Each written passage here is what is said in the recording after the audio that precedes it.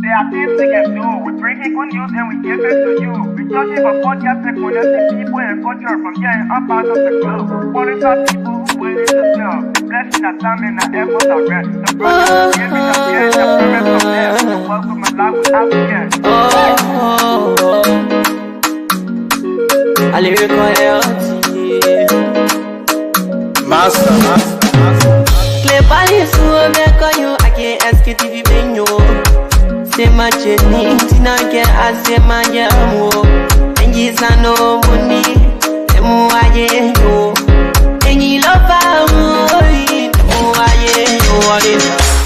Sktv, the best in Liberia. Sktv, the best in Africa. Sktv, the best in Mama Liberia. Must hold by the lofa and grand bazaar. And I didn't ya to money, and I said ya to money, and I couldn't play ya to money, and I could do ya to money, and I didn't ya to money, and I said ya to money, and I couldn't play ya to money, and I could do ya to money, and I don't get it now ya to money. That's the thing, and I don't get it now. Cause you walk on my ya to money. Yeah. Sktv, the best in Liberia.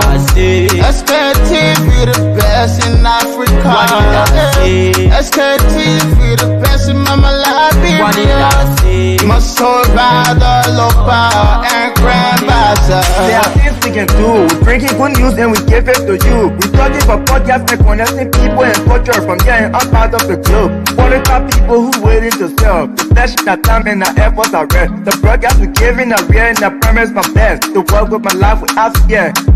From Grandfather Nima to Lufa, from River Sass, River G to Chile, from Grand Crew, Bombing, Cape Mount, Monserrat, San to Bacoloo, from Maryland, Bonk to the Mikey B. We the best in the land, yeah, LIB. We the best in the land, yeah, LIB. We the best in the land, yeah, LIB. Sktv, the best in Liberia. Sktv, the best in Africa. Indeed, Sktv, we are the best in Liberia. Sktv, we are the best in around the world, and Sktv, we are the best in even in your era of hustle. You know, because you tune into us, you follow all of our activities, you listen to what we say here, and everything we been saying from the day that some of us we joined this platform. Because I joined this platform sometime 2022, right? Around 2022, yes, indeed, 2022. Join machine though. So it tells you that we've been around and we still around, even in the midst of all of the accusations, all of the struggle, the betrayers, and everything. We stay around though. So it's good to be back, people, after another hectic and beautiful day on yesterday, which of course we have to, move very strong with all of our listeners. And those of you also, we have to be here for another day of our activities, because when we don't come on, there are a lot of you that, in fact, you call off your entire radio. You don't want to listen to anything because you feel that other thing that you'll be listening to, it'll be like people will go, they have their SARS, they want to be taking SARS, then they be like, bro, hanky. But for some of us who say no.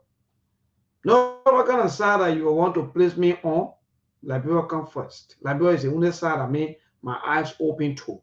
Liberia is the only side that for some of us will not be deported from. Or the only side that will not be taken away. Nothing will happen with that side. That side is the side of everlasting. Because when I go to another country, they will ask me for my nationality, right? And I will tell them that I'm a Liberian. I'm from Liberia, one of the oldest country in Africa. The mother, even though she old, but she not cold. But the poverty is eating her, because why? She have her own children who are greedy. But again, people, let's share the show. Today is May week, Wednesday. Today the show will be so many things that we'll talk about today. We are also opportune to have one of our educators who will also be here with us. young and promising young guy who always calling on the show. Charles Cooper will be here with us later on, and we'll discuss a few things about our education, about educators. Those of you who are educators and so forth, you will also listen and you will hear him. Also getting reports that there are few teachers from Nigeria. I think they say batch 2. I don't know how come. So I'm wondering, I was asking one of my colleague as to whether these teachers are the teachers that the CDC was talking about, but then that 6,000 teachers will come from Nigeria, because I'm hearing report that second batch have already arrived, or those volunteer teachers, who will help, to help our brothers and sisters also who into the virtual classroom, who are volunteering. Because, this country of ours, people have to volunteer for other people to get rich. Look. So when people volunteer, don't get angry. You got to volunteer for someone else to get rich. But the ANC, I think maybe anytime this week we will be having we will be having the ANC people here anytime soon, because they are having so many things to talk about. The the ANC conventions. Yes, in fact. So we're still hoping to hear from you people from the ANC angle, so that we can plan the interview as to how it will be like, when they did and all they did, everything. You let us know, because we're hearing that the ANC Diaspora US convention will be anytime soon, and I think there are a lot of people who are into various positions, and so you have been receiving a couple of calls. I've been receiving a couple of calls, text messages about that convention. So we hope that you people will be able to come on at least and talk to your people. Talk to them, talk to your supporters, your partisans. Tell them exactly what's going on, so that they can know, what's going to happen next. So people, yes, it's good. Okay, yes. So it's good to be back. So many things to talk about today. Who me, who not me, who the reason why that was won the 2018 and that the 2019 or the 2019 senatorial elections, and that the 2020 senatorial election will also chip in on that, and also will also chip in on Yan Tuan. I used to admire Yan Tuan to a mate. Yeah, let me be frank. I really used to like him, but the statement he made this few days that things are okay. When it comes to the bread and butter, that the bread and butter, the government is doing well. I don't understand from which point in trying to by the way, Monk, I will ask Monk, I will ask Brother Charles Cooper and the rest of the team. But let's show the show, people. Yes. So Yan Tuan said that for the bread and butter issue is okay. I don't understand what you really mean by that. I don't understand when you say the bread and butter issue. In fact, you were very specific. He said, I need a express drive. So on. Oh, God. Lord, I'm going to injustice me. Look, like, sometimes I just feel that no need to for you to even stretch yourself, maybe, because, look, most of the leaders, they're not easy. But God, one day, the country will change. Yeah, we will do everything possible by the grace of the Almighty God. Good evening. Let me recognize few of you. Edward Brushers, thank you, my dear friend and brother. Thank you for always following this broadcast. Prince Zion, thank you for joining us from Mangibi. Lower Mangibi County from Marshall City. Thank you. And our usual Emmanuel Bro, always highlighting all of our activities on the social media. Thank you so much, Emmanuel. And Monk also is here, and also asking all of you to please like, comment, and share. Sidiki Travel, good evening. Welcome to the show.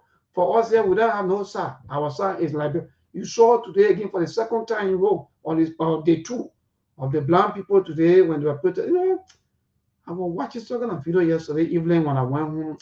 Tears were just rolling down from my eyes that a leader will pass by struggling people. Me, boy, I will be in car. Then he say, oh yeah, people won't talk to you.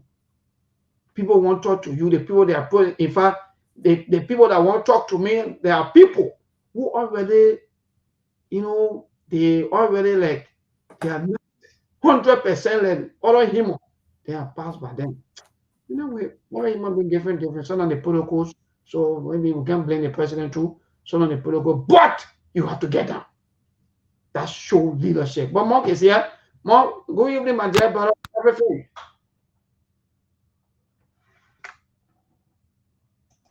Hello? Yeah, I'm getting you, Mark. Go ahead. I said, what's good? Today is what? Wednesday, May week. We are going to the final week of the 10th month of the year. We're almost there. Pretty soon we'll start hearing jingle bells and the complement of the season in a few weeks time. Good to be alive. Another day to be on Sktv. I think I will be here for the rest of the week. I don't know from next week moving forward. I'm not sure, but at least for this week, I can guarantee I'm going to be here to the end of the week. But it's good to be here. A lot of things happening. You know, we told our people that we could care less about the Facebook audience. One, we decide to say the right things and to talk about the most pressing issue. That's what we are concerned about the most. And today I follow up with the Senate hearing.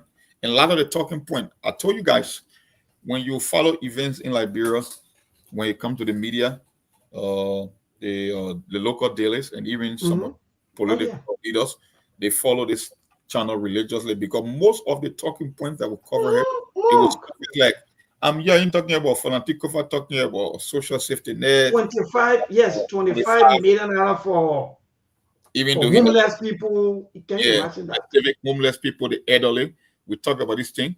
We're talking about Daron talking about job creation, how the government that have paved the road, the people never voted for them because though community role. Yeah. Anywhere in the world, pocketbook come first. No matter what kind of project you can own on, when people cannot feed it in their lives, when they believe their life is not getting any better, you are not going to win the election. You can build bridges, you can build skyscrapers, you can do whatever. Once the economy is not doing better, and regular people cannot feed that impact, you are cooked. And the sad thing about the rescue government, apparently he's sending them a message that people start labeling them as being mean. And we said it on the show. I said I learned that talk that quote from a JFK, former U.S. president. He said a society that cannot provide for the many who are poor won't be able to protect the few that are rich. And that's a fact. The reason people are calling you mean, because as poverty increases, people look up for handout. They will come begging you. And who you think they're more likely to beg? The people who they perceive to be making the most money. People who are, you saw Mike Jabata running from your own house because he got 17 invitations to be guest speaker. If you think by stealing from the people by making them poor are going to make you better, no, you will only be one of them at the end of the day. Because no matter how much you steal, there will be more people coming to beg you. And the money that you stole, that you will be using on your family, you got to end up giving it to them because you want to maintain power. At the end of the day, you will end up being broke just like them. So I don't know what you guys keep thinking about. You think we are here for politics. For some of us, we are never interested in the politics. There will always be time for politics.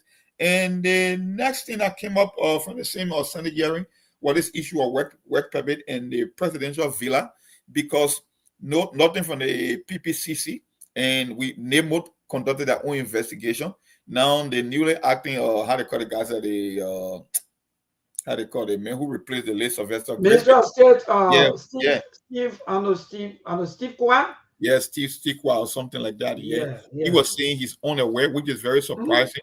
Because if the project is undertaken, if we can tell the contractor, then it means it should have passed through the competitive bidding process.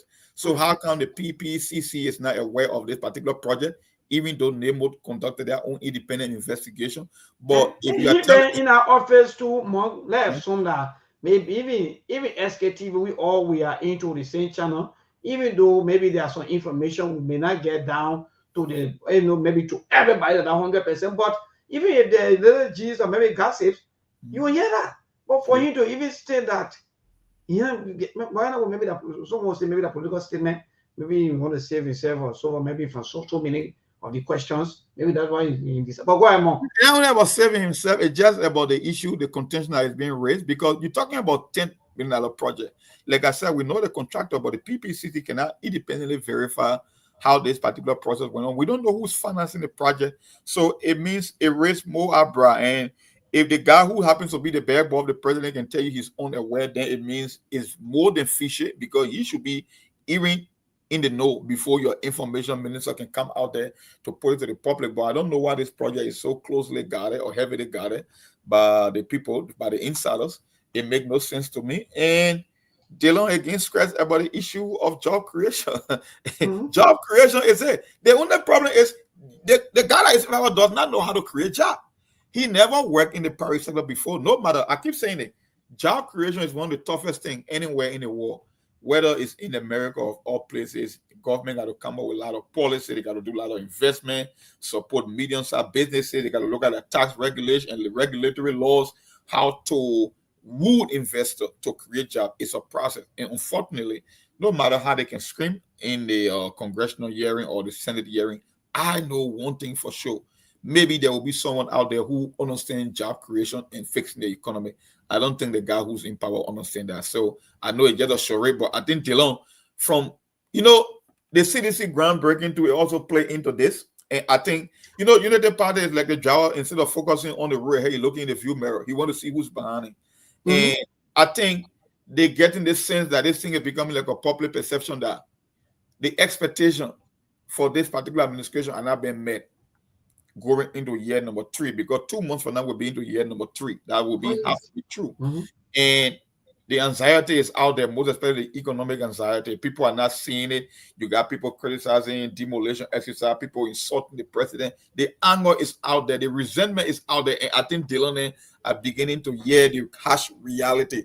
If you cannot get a job done, most especially for you, because the expectation, when someone says you come to the job with 40 years experience, it means you are more than an expert. You are almost a consultant. You have risen level of Monk. That's a rough word you just use. Consulting. At this stage, there is no room for mistake for the Burger-led government, but we are halfway through, almost halfway through. Like I said, less than 90 days from now, we'll be in the middle of the field in terms of the years in office, the 6-year term. We'll be headed into year number 3. And if people cannot get a clear sense as to where you are taking this government or Liberia as a whole in terms of economic prosperity, job creation, fighting drugs, bringing investment to the country, you can rest assured Unity Party is going to be toxic. Like I said yesterday, we cannot use CDC as a measuring tool because CDC herself is a failure. But people are getting to understand for CDC, the expectation is lower. Because looking at George's background, where he came from, they say, oh, he's an ally from sports and entertainment. He's a celebrity. But you cannot make the case for Joseph Boakai. He was former managing director from LPMC to LPRC to whatsoever, agriculture ministry to vice president for 12 years. You came with 40 years experience. For you, there will be no excuse for you, and the expectation is set high or are set high for you. So if your rescue children can start warning you, then you must know someone is actually in your view mirror, and this thing is becoming a reality. So wonderful. Thank you, Mark. We have one of our brother here, Charles Cooper, who always calling in, and we're already in studio. So we'll bring you also to panel with us today on the platform, because we'll also chip in. Because if you go back to that U.S.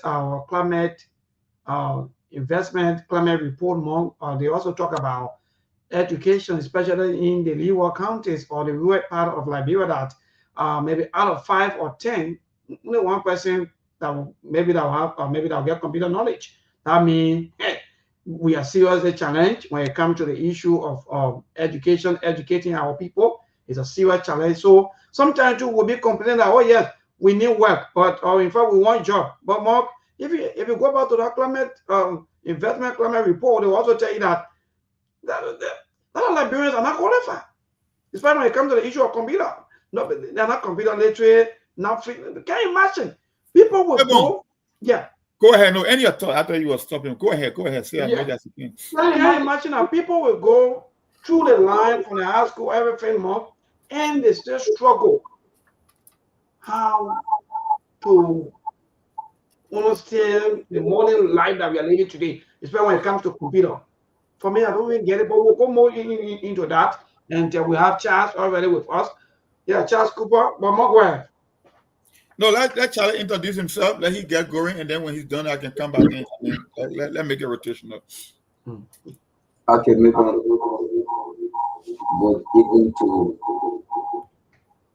good evening to our listening public, and we're willing to live on and live more. I'm happy to be with you guys today. The SKTV show, one of the biggest shows in our country right now. So we are here as educators. We are also here as Liberians. We are all Liberians. We are here to express our own opinion on issues that are very pertinent to our existence as a people in the nation. Like you said, we chip in on educational issues, and if you want me to chip on or to chip in on other national issues, I can have my own perspectives also. So it's good to be here. This is my first time. True FM is my home. I'm happy to be here. Yeah. Yeah, go ahead, Charles. Yes, Mark. Yeah, so yeah, Charlie, we have so many things to talk about, and I know that you also chipping with that entire thing, especially as educator, there's someone who's been in the classroom for a little time now, and yeah. So Mark, you heard from Charles Cooper, one of the person who've been struggling for better Liberia, and always calling on this platform. So sometimes these are things that we'll be doing moving forward, at least to bring most of the young people not only talking behind the scene, but sometimes to also come and and be part of the disco. But go ahead, Mark. Well, that's a good thing for Charles to be here. We're looking forward to Louis Pony as well. We want our regular caller to participate. The one thing I know about SKTV is very inclusive, no matter where you come from, your political leaning, whether you're sedition, whether you're from Liberty Party, you are open to come on this platform and help share the good news to the Liberian people as to where you stand. And it's a great thing to be here, Charles. So you are most welcome. And we look forward to seeing you more often. We want to see you as a regular fixture on SKTV. This platform is for everyone, people in the diaspora, people from back home. Once you can help contribute, we will appreciate that. And thanks for being here once again. Yeah, you're talking about something about the business report. For me, I read that report from top to bottom, and there are so many things. That's why from day one, when the rescue mission came, for me, I'm now a fan of Joseph Boaga. I will never support Joseph Boaga. I have never supported him before. But when Joseph Boaga happens to be the president of Liberia, then he's my president. I got to give, if I see fit, if I can, I don't have to be on the rescue train individually, but my country, Liberia, stands to be the number one beneficiary or the benefactor of anything that will happen, any good thing that will happen in his administration. And when you read the report, there were so many things. That's why we told the president from day one, Mr. President, limit your agenda. Focus on few things that you can hit. You want to hit the ball out of the park, let people feel the impact. You cannot fix all of Liberia's problems. We are 177 years old.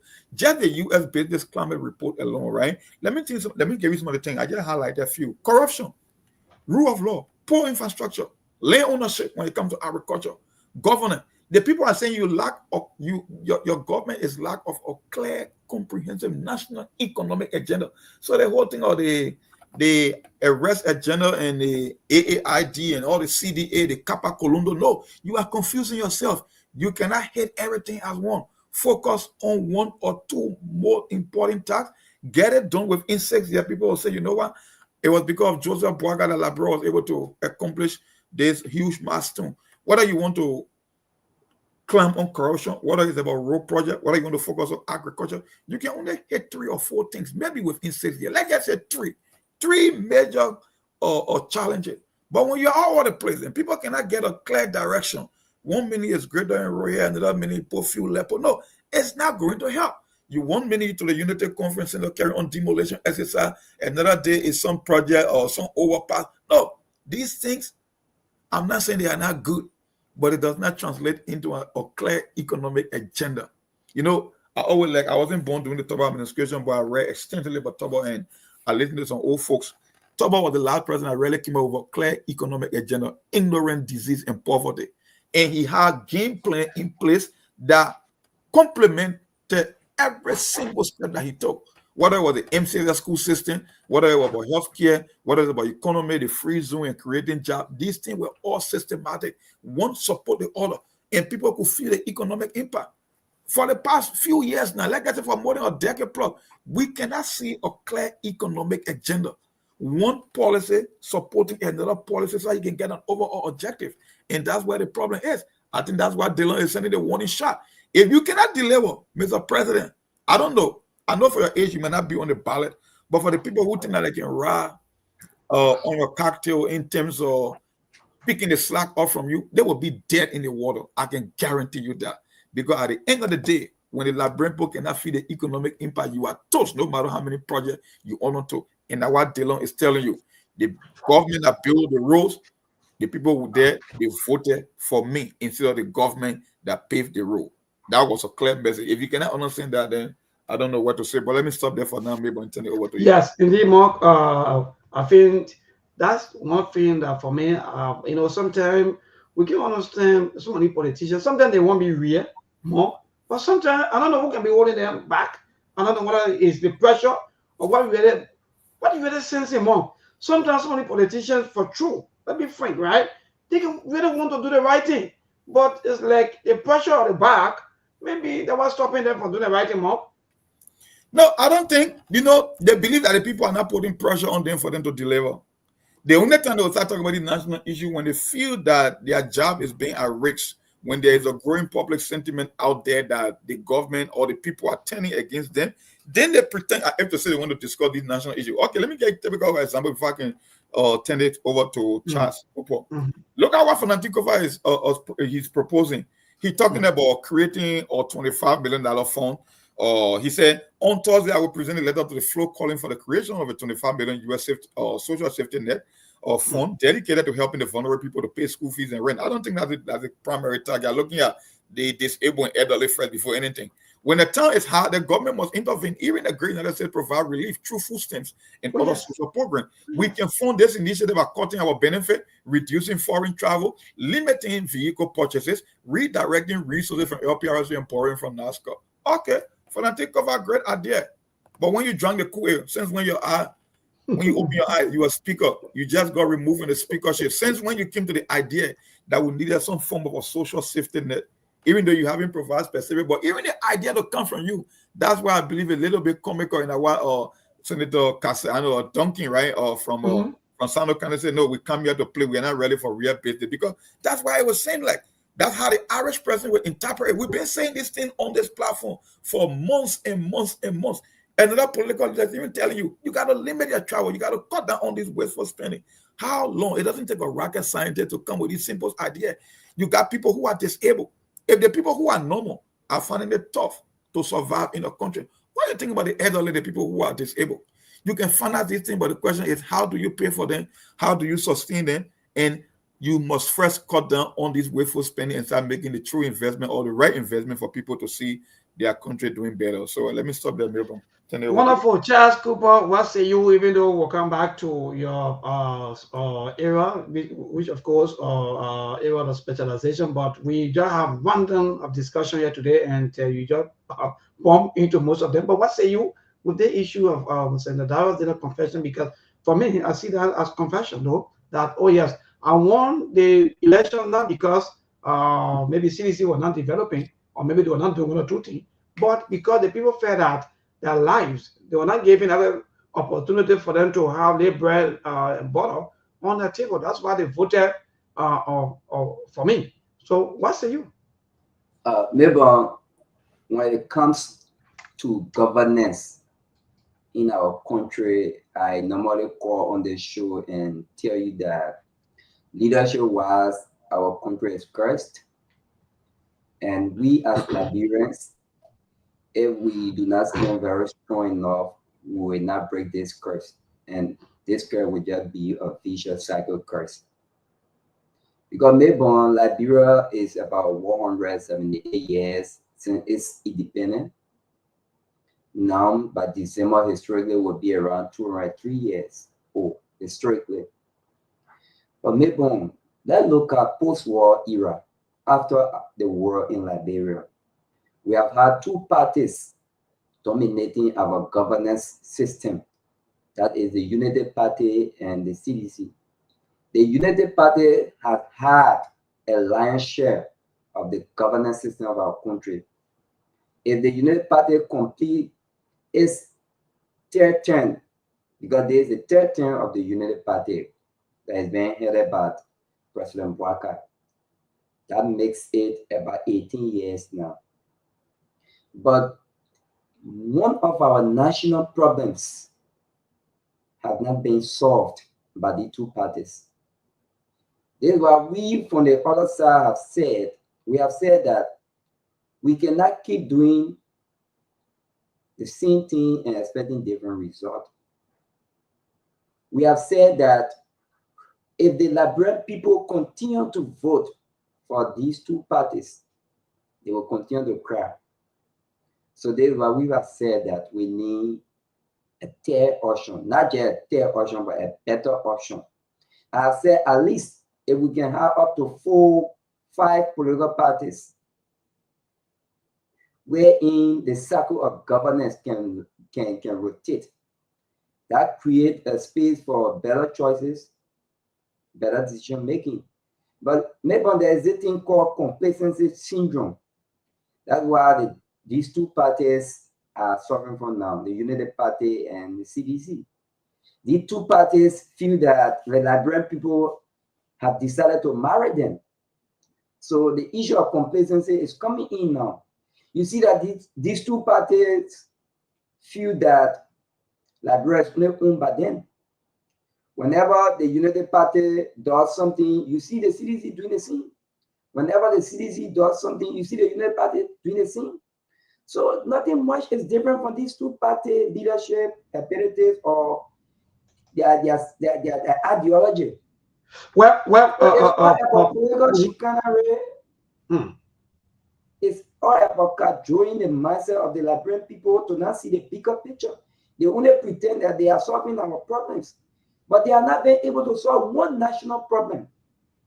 Like I told you, I spent the debate with just quickly, we by December, the last day in December will be hitting almost 20 years since the war from 2006 into governance, right? If you check out the time, almost 2 decades. Yes, 20 years in between. But then this same question will go to Mark. The U.S. State Department or Investment Employment or report also state that most Liberians, particularly those in rural areas, lack basic computer or vocational or computer skills.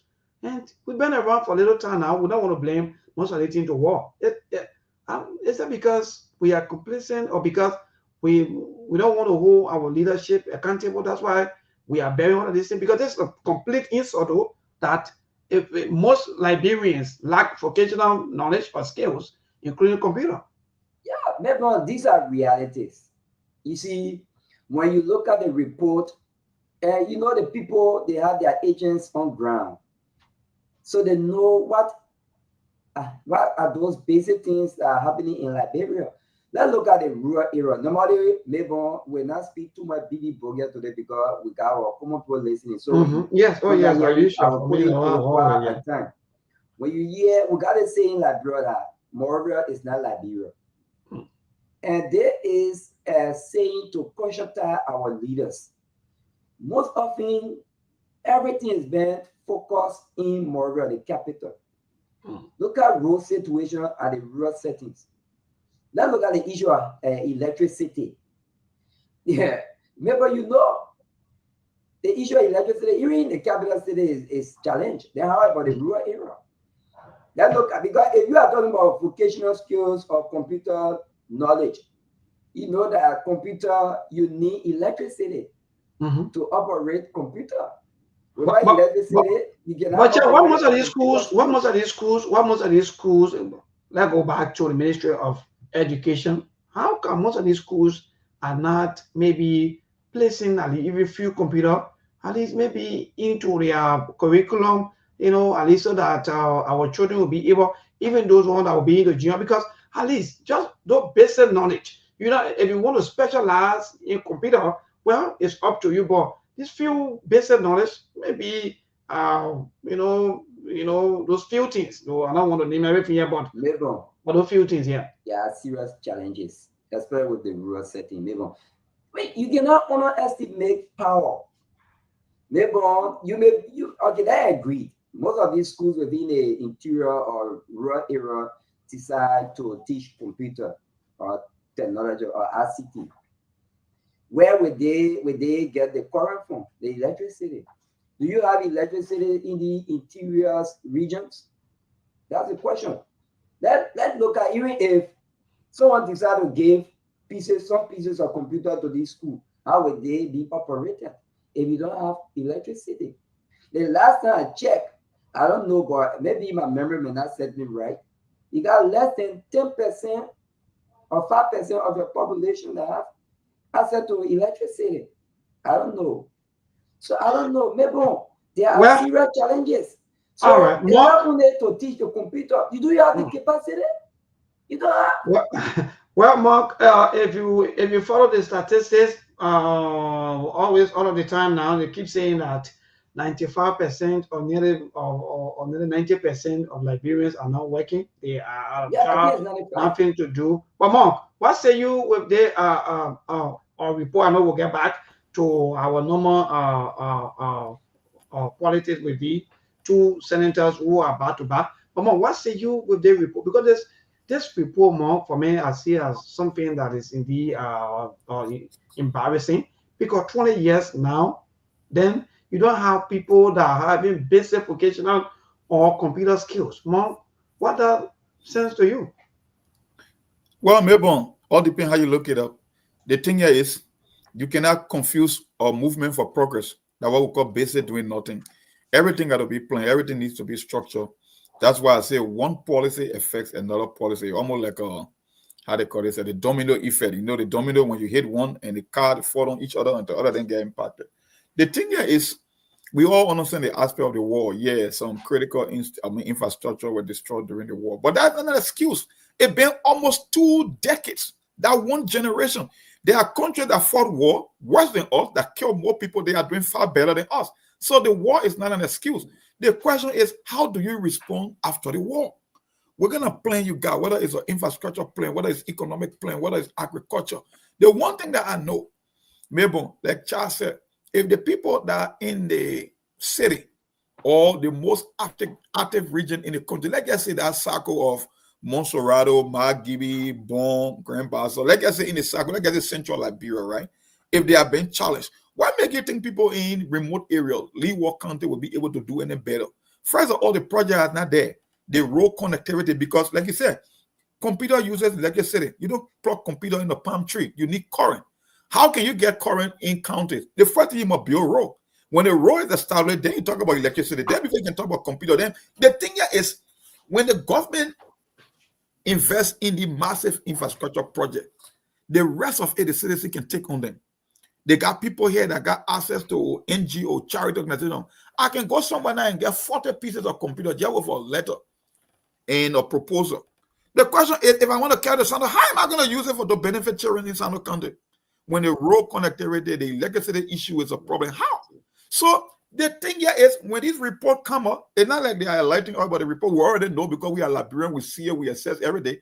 It's just for the international world to know exactly what happened in Liberia because they're going to publish all these reports. It's not for the average president. The average president knows what we're missing in Liberia. The question is when our government will start having a focused policy that addresses these major structural problems. And like I said, one administration is not the one to do it. We are 177 years. 6 years cannot do most of the damage that have been done. But the question is, we need to start working in that direction. Maybe after Joseph Bogata, how you build incrementally. You read even the U.S. history. You know, all the roads we drive on here, the major roads, they call the interstate highway system. It was one president that stayed in war administration, Dwight Eisenhower, a military general. After World War II, he came back. You know what he learned from World War II? He said one of the reasons the Germans were very effective during World War II, they had roads. Because when you have roads, you can move military equipment easily. It gave them an advantage against the Allied forces. So the moment he came back from World War II, he became president. Guess what he did? He spent all his presidency just building roads in America, interstate highway, they other one, everywhere. And today is the legacy that we all use, we drive on today, 50 years. How you build things. You don't come 1 minute, you want a gracious ride or Basaga or South Texas, another minute you doing other recovery, another minute you forget about what. You are confused. Focus on 1 or 2 things, do it, and people will say, you know what? This administration set up a marker. And the one thing I can say, you know, with the previous Unity Party government, they had to resuscitate a failed state. Madam Salif, on the challenge was just to put the country back on the right track. It was not to come and do everything. I'm not here to play quarterback for them, but I'm just saying every administration must come with a clear mandate, put in institution, bring back the country, try to pay teachers. That's what they did. But okay, we are past that level after 12 years. The previous 6 years, what we achieved, which national policy we can name? I'm talking about Omega Market. No, that's not a national policy. I'm not talking about PSP Pack. No, that is not a national agenda. We are talking about structural national agenda on the major challenges that after every administration, then you will get progress. Maybe go to other countries, Africa, that one president be Africa. It was the work of series of presidents. You can't carry in front, I can't add on it, I improve on it, another man can. Then over a long period of time, you get success. But in our case, we cannot even name one government in the past. Mark, you just saying something interesting and sad and embarrassing to our society, because from all indications, you will now understand that we just wasted all of our time. Yes, the time and the years, you don't get it back. That's why I say time is the most important currency on the planet. 20 years. Yeah, 20 years. You don't even know where you are going yet. And all the challenges remain the same. They stay intact. So you are only wasting time and getting older and living in poverty with no end in sight. It will not get better. And you still keep running on the hamster wheel. Yeah, you are busy. You are doing movement. But movement is not the same as progress. Mm-hmm. So Mark, to even add up to that, so that means I think the people who brought us this fight, I don't know what kind of idea that they were, because you just talk about a president after World War II, and that's how people made life. Like, for example, all the roads that they are paving, quote unquote, that they are boasting of, the people that built these roads, people created the roads. Your owner, you're not paving. So when you will even create road, when well, yeah, no, the country just what kind of country is this? Yeah. You are only paving. You are only paving existing roads. Those roads that are already existing, that other people are there that they struggle with and say, look, let's put road on the side. Let's make sure that we carry all of the machines to make, because there are other villages, towns, and cities, or maybe other countries that even need more roads. Well, we stay on the small, all-in-town roads, pavement. I want our road. How many years, maybe? How many years? 8 years to get. They won't schedule road. When are you going to end? Jesus. All they get usually they make procurement, they see the money, they give contracts, and the road remain the same. When you are going to end the one single project, you're talking about a road that link the airport to the hub of the city, and it's taking you years. When you start going to Leeward County, the Leeward County can just forget it. It's not going to improve on the next year. Because we're talking about the road. Oh my God. Go ahead, guys. And Mark, before Cooper come on, Mark, and that's it. For the Leeward people, for the people that are in the country, look, let's be frank. All they are concerned about is for them to just survive life, for them to just be alive when they break. For me, I think that's what I'm saying for them. But when it comes to other issues, they are way behind. They are not even feeling any impact. Mabon, let me ask you one question. If you can really pay attention in Liberia, when you're looking at the history and the demographic shift, why do you think of all the tribes in Liberia, they are most Southeastern in most rather than any other tribes? Because they have no access to road. The Southeastern have always been disconnected from the rest of the country historically. So when you don't have economic activity happening in those places, why do you think they will come? They will come in more. Oh, you're right. That's a fact. If you do your own estimate or your own census, or maybe you want to do your own check and everything, what man just say that's a fact. The Southeasterners, they are the one that even in the county them more than other people. But anyway, yeah, Charles, let's move on, my dear brother. So let's go back. Follow a video or activities, I think either on today or a day ago, that one student graduated from one school in I think Grand Mount. I saw that video. Then also saw another video that 6 students also graduated from one other school, you know, because the balance rate of the other students, they fail WAEC. Then what you hear today, my dear brother. So, you know, so when I saw that, I was like, why would you want to stop students from exercising their right, like they in a school, and they've been going to school for ever so long, but just because maybe they fail one subject, either the math or they got the English, so you're stopping them from graduating from high school. Monk, I think the same question will go to you, but Charles, what say you with that? It is, for me, I shed tears when I saw that. Maybe the issue of why is a very big discussion. For me, it takes up to 14, 15 to 16 years for you to be able to complete high school. So if you are in the 12th grade and you went to write a text, a wire text, after all of the struggles, and then maybe you are not a student who is very smart at mathematics, you are not a student who is very smart in English and so forth. And then there's a compulsory mandate. That means the mandate that you have to pass both math and English before you can pass WAEC. I don't know how educators derive this kind of judgment. Because maybe you may be aware that there are some students, they may not be good at mathematics. Like some of us, we are not too good at mathematics, but that does not mean that we cannot make progress in other subjects. There are some students that may not be good at speaking good English, but that does not mean that their IQs are very low. So the issue of students not passing maybe math, English, or other subject to graduate, I think we can relook at it. Yeah.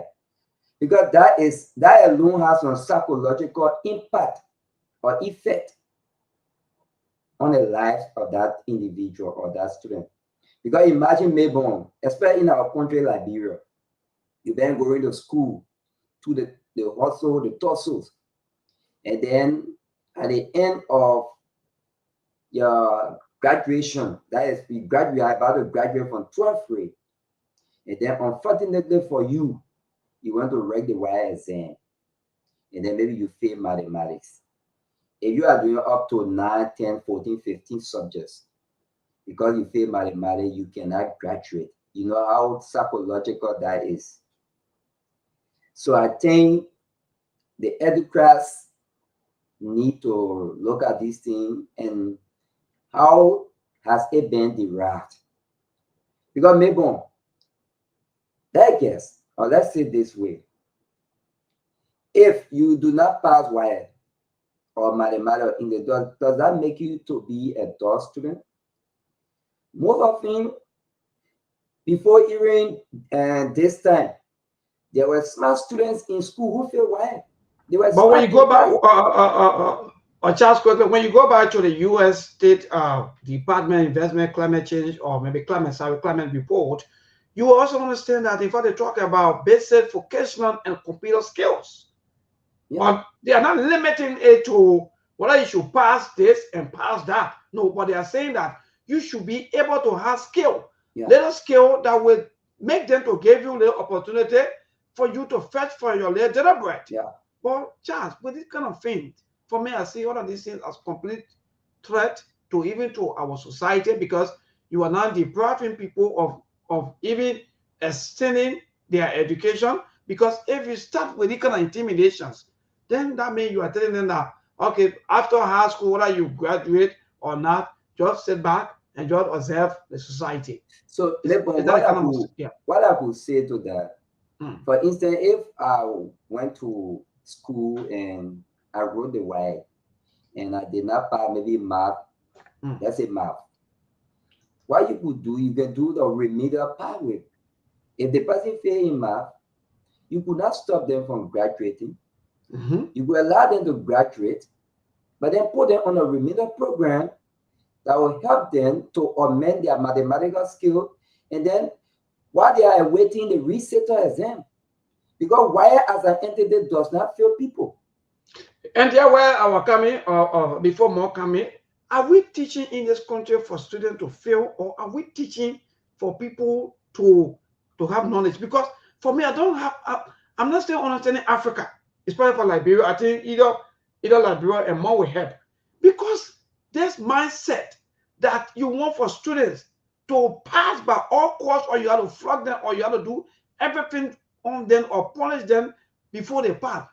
Which one are you people doing, Charles? I want to understand. Are you people teaching for the students to pass, or you people are teaching for them to fail? Because the failing now has become the sports in our society. Well, we don't want to see people failing. Yeah, it depends the motive. Mais bon, you know, the sector is faced with serious challenges. There are some teachers who have motive of teaching. So sometimes they use failure as an intimidation to get what they want.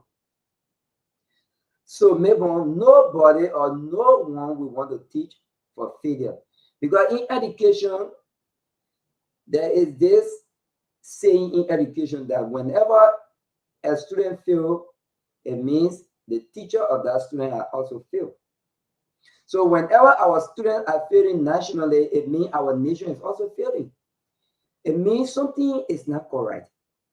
Our school systems, there are serious challenges. Maybe let's look at the issue of WAEC. The standard that WAEC had, let's compare Liberia with that of the other 4 countries, like the Gambia, Ghana, Nigeria, Sierra Leone.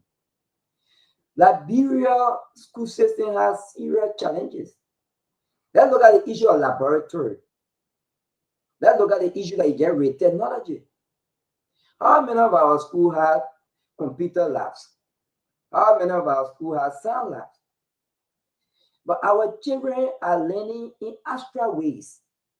This is why I tell people that Liberia are one of the smartest group of people. If you look at our learning environment, it's very extreme. So we should even be praising our kids, the teacher, for the kind of work we do. Because when it comes to resources, we have limited resources, limited capacity. This is why I said, as an individual, I have identified 2 big challenges within the sector. One, education financing, and professionalizing the sector. These are 2 of the bigger challenges we are faced with. All right, thank you, Mark. People are teaching, or teachers are teaching for students to fail, but they are challenging people. So this is why you cannot use a subject to hold a student who pass maybe 9 or 10 other subjects, and then because they fail math, you say they will not graduate. I think you can create a remedial pathway. They can graduate, but place them on a remedial pathway. When the exam, the reset time comes, you go and write your, because when they math, the person is going to rewrite. So, but when you go to Monk, for example, maybe after high school, I don't want to do accounting. I don't care for any kind of mathematics or something or so. Maybe I don't want to go do my maybe mechanic something or something. But Monk, the issue of hours is getting somewhere for me. I'm a bit confused. I don't know about you, but I'm so frustrated with some school graduating 2 students and leaving other students out just because they are maybe they have issues maybe with one subject in a test, or maybe from why. But what say you, Monk? Maybe I'm not educated, but I've been following education and people who are into the field, the professional, the expert. I'm not a fan of standardized testing, because I know standardized testing is not a measure of intelligence. Like, when you go to school, the reason we go to school is to get a particular discipline in a particular field to be able to go out there and work. That's why they give something called curriculum. You go by certain rules and certain protocols and certain standards that will enable you to be able to execute a job of an accounting or an engineer. That's what school is all about. But equally so, people come with different skills and different kind of a background. So for me, I don't want people being punished for not passing the standardized test. So I don't know why you would deprive somebody from graduating or from excelling in other areas after secondary education. Look, if the president didn't pass in math, that's it. The records are there. Let them do what they need to do. Let me tell you something, Mabel. Apart from your regular test taking, right? People got emotional intelligence. Some people got leadership skill, dependability, motivation. They got innovators. They got entrepreneurs. People who are just good at facing things. They come up with great ideas. So you're telling me we're going to pass over them in society just because they didn't pass some kind of a standardized test? Is that what you want to tell me? Then go ahead. Because I don't know Who's going to hamper their own student growth? Who's going to demoralize their own people simply because they didn't pass one subject? Matter of fact, even if you go into the real world, of all the 12 and 13 subjects you take in lab, you can only be professional in one. When you say you want to be an engineer, maybe you do maybe math and physics, right? You want to be a doctor, maybe you're specializing, maybe chemistry. You in the real world, you are not required to know 10 or 12 subjects efficiently or effectively. So why would you want to stop people from graduating and the one moment they work for almost 12 years of their life, you just want to go and just destroy it because they didn't pass in one? I mean, it makes no sense to me. Second of all, is the issue of the system. If you cannot improve the system by making better investment, paying teacher by kind of improving the curriculum to increase the student chances of passing, then why you want to punish them? Because you want to limit their progress based on standardized testing. That's what they call it, standardized test for all the Anglo or Anglophone speaking country, right, in West Africa. So you are telling me, I want to prepare you for the Champions League, but your domestic league is weak. You won't even qualify for that, but I expect you to go to Champions League and beat the Real Madrid and beat the Man City. Let me get put in the football technology, analogy so the Irish person can understand. Your domestic league in Labrador is crap. Nobody can even go watch game. But you want for IE or Barrow to go to Champions League and beat Man City or Paris in Germany. How does that even make sense? So I think the government should be making it even easier for people to graduate than making it tougher for them to graduate and move on in other disciplines in life. It makes absolutely no sense to me. Like I said, I am not a fan of standardized testing because it's not a measure of intelligence. We have seen people in the war that never went to college, that never have master of PhD. They went on to do bigger and better things. Matter of fact, it's happening more often than ever because people are going to hands-on field with artificial intelligence, creativity, software. People are inventors. People are coming up with new ideas. So the whole 1960 way of thinking that if you can't go to college, you are nobody, you're a failure, is a black lie. It's one of the biggest lies that was ever in human history. If you don't go to college, you are nothing. So that's a lie.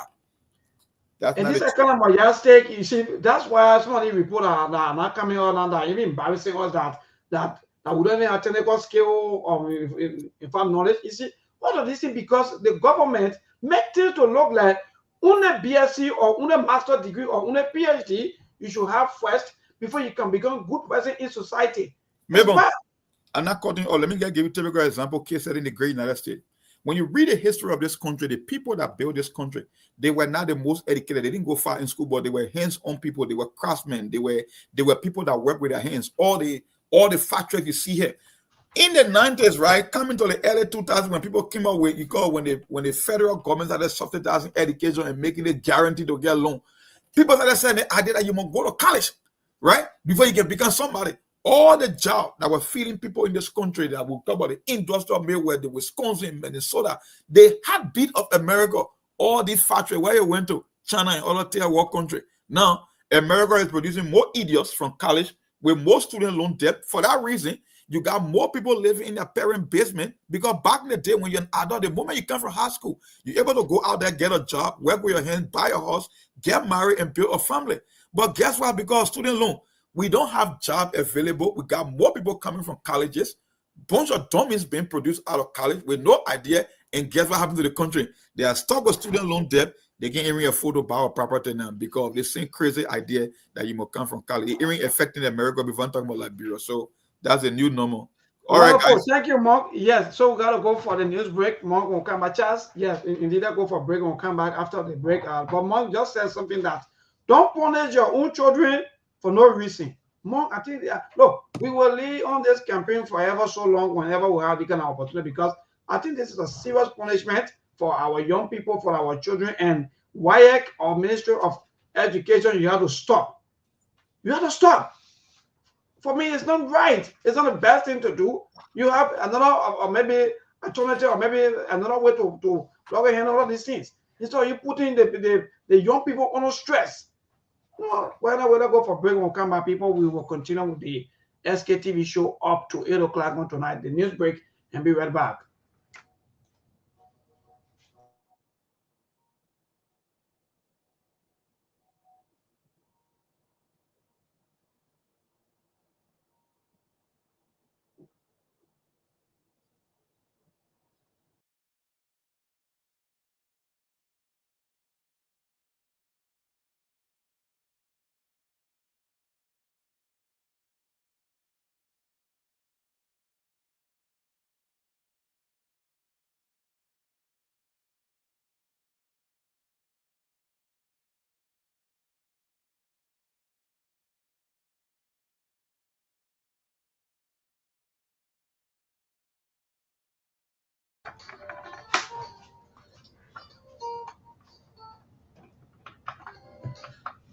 From Duporo in Peaceville, welcome to RCR News Bulletin at 7. I'm Sheikh Sano. In the headlines, good news for civil servants in Liberia as government launches the automation legal power of Anthony known as Liberia Pay After.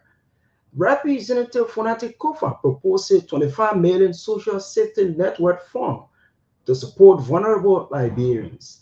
Turkish airline to resume flight operations in Liberia as LAA hosts technical delegations.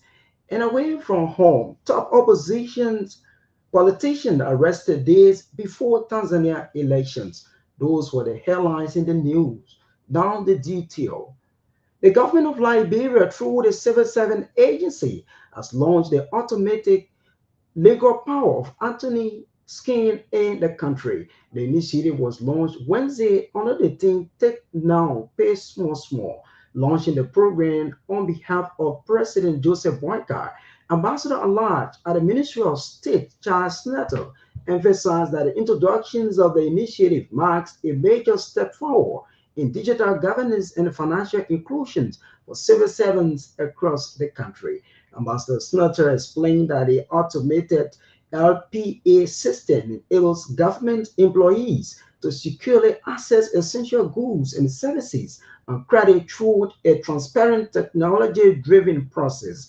You recall that similar LPA scheme existed before the Liberia civil conflict, expressing the Boakai Kun administration's commitment to improving the welfare of Liberians through innovative and transparent initiative in at human capacity development. Meanwhile, CSA Director General Josiah Jokai underscored the significance of the automated legal power of Anthony as a transformative digital platform that will allow civil servants across Liberia to easily obtain essential goods and services. Director Jokai noted that upon assuming office, its administration recognized the LPA potential to contribute meaningfully to the livelihood of civil servants and decided to revamp and modernize its operations for improved service delivery. He noted that the process involved participants undergoing biometric fingerprint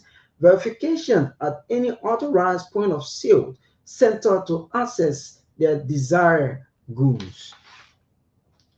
Former Speaker of the House of Representatives, Councillor Fonati Kofa, has submitted a formal communication to the House plenary advocating for the establishment of 25 million social safety net fund aimed at accessing vulnerable Liberians with critical expenses.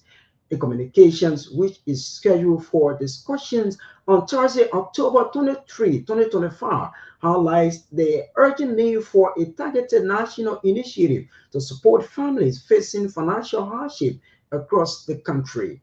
The Grand Crew District Number 2 representative stressed that despite fluctuating economic indicators, the reality on the ground reveals a terrible situation for many Liberian families.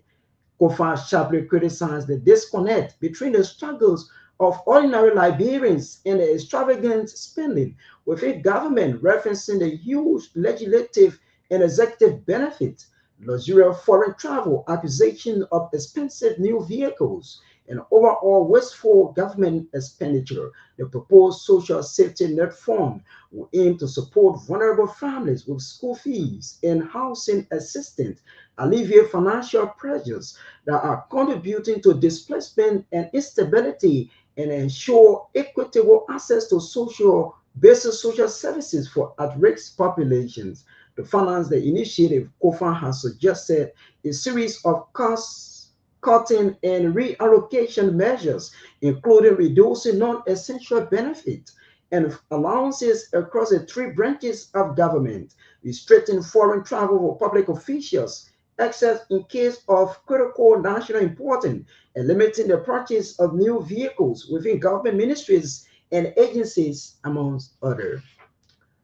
A high-level delegation for Turkish airline has commenced a two-day technical assessment visit to the Rabat International Airport in Margibi County as part of preliminary engagement to begin flight operations in Liberia.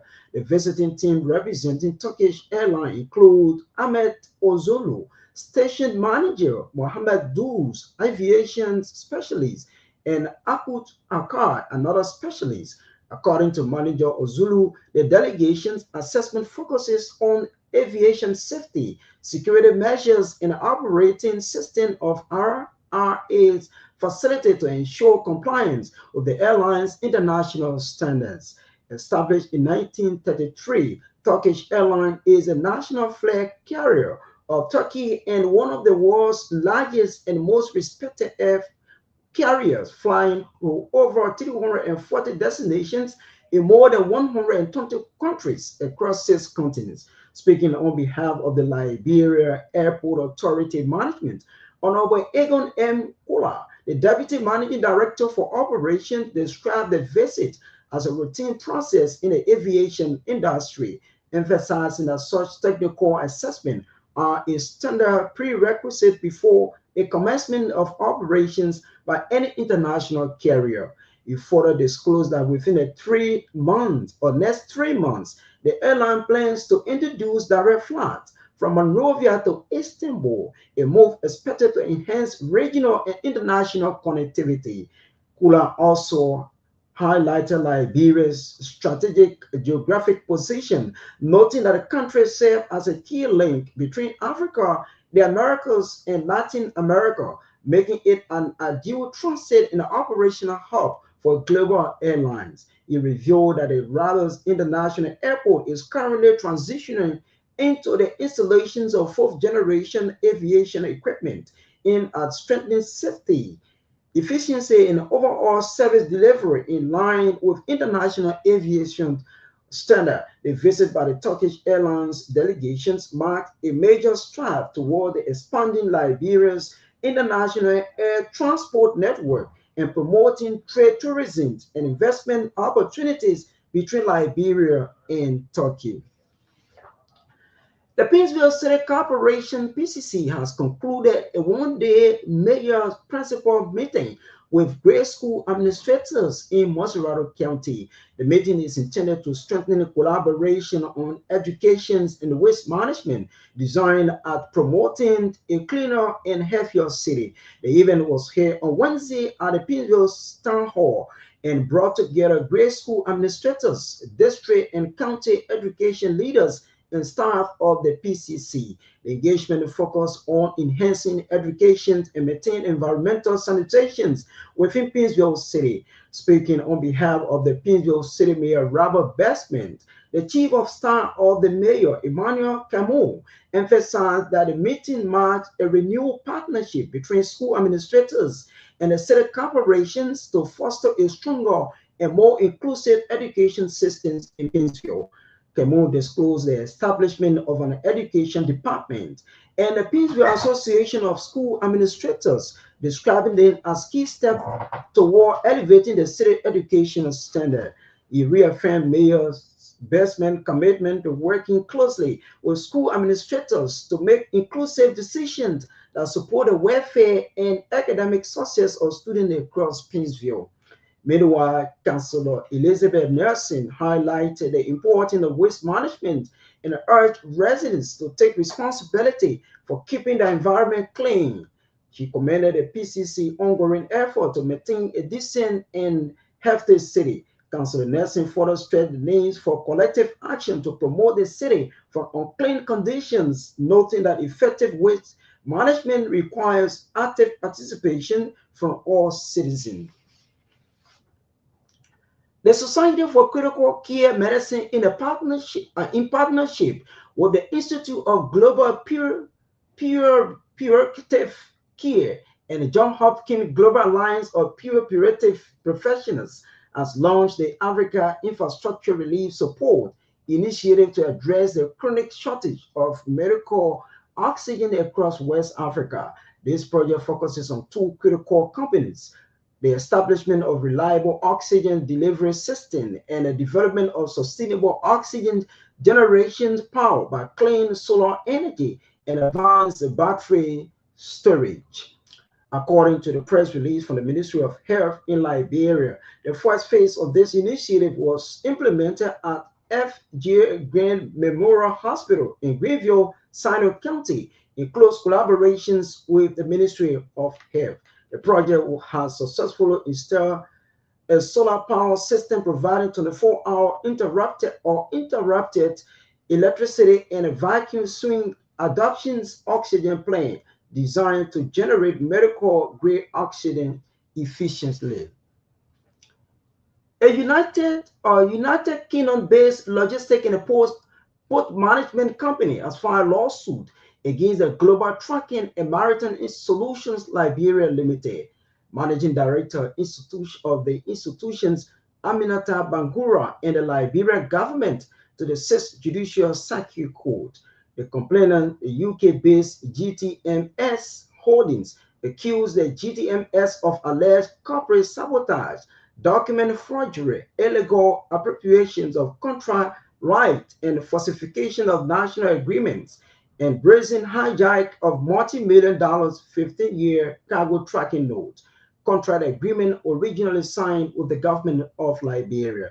The company is claiming multi-million dollars for alleged falsification of official port contracts, fraudulent alterations of companies' shareholding structures, forgery of official signatures, and state-backed agreement, misrepresentations of UK-based GTMS Holding as a rightful contractor, and illegal signing of restated agreement behind a closed door. The 6th Judicial Circuit Court, under the hand and seal of the court clerk, has issued a writ of summons compelling the GTMS Holding in Liberia to appear on October 30, 2025 to answer to these allegations or face the full weight of the law. The writ also highlighted that Liberia's own port authorities and government agencies were complicit either through negligent, wakeful disregard, or silence.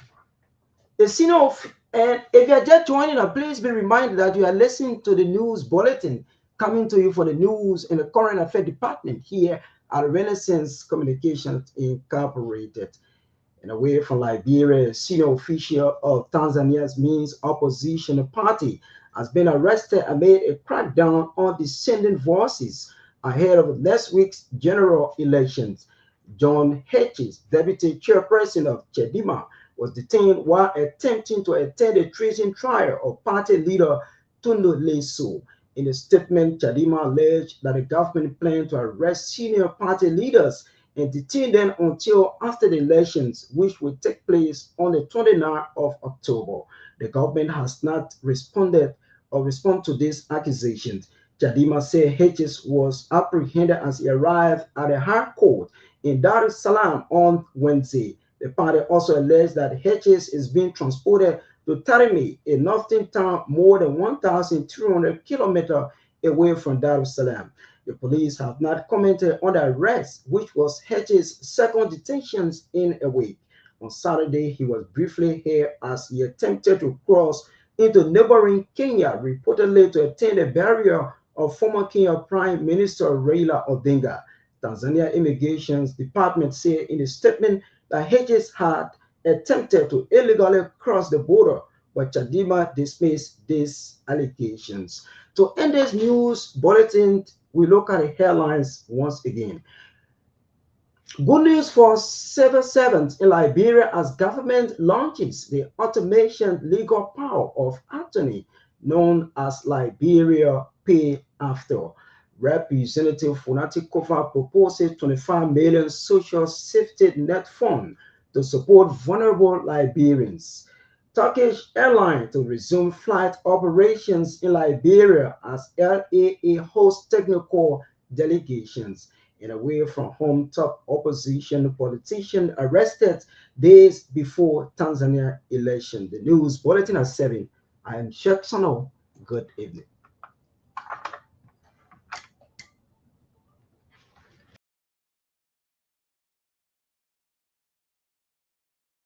Are you ready to vote? Those in favor say yea. Again, Senator Taylor, you got 2 minutes.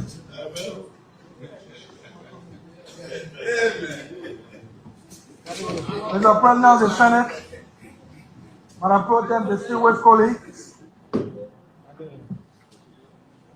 the issue about the work permit is not nothing new, so I'm not going to go all around this. Just like today, the country are open to domestic debt that have been audited.